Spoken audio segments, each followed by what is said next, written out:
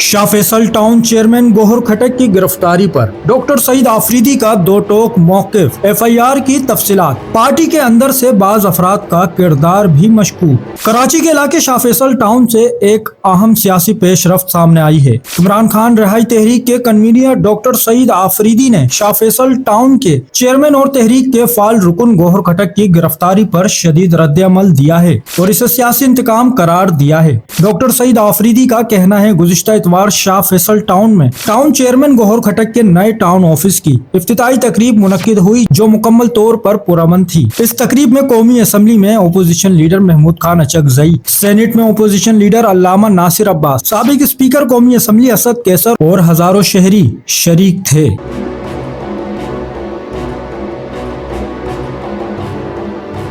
इनके मुताबिक तकरीब के दौरान कौमी परचम लहराया गया, कौमी तराना पढ़ा गया और किसी किस्म की बदनज़मी या तसादुम की कोई इत्तला सामने नहीं आई। डॉक्टर सईद आफरीदी ने बताया, मोअज़्ज़िज़ मेहमानों की आमद के दौरान पुलिस की भारी नफरी मौके पर पहुंची, ताहम इसके बावजूद प्रोग्राम कामयाबी के साथ मुकम्मल किया गया। दौरान तकरीब शाह फैसल टाउन के चेयरमैन गौहर खटक, एक 12 साला बच्चा जिना अस्पताल के एक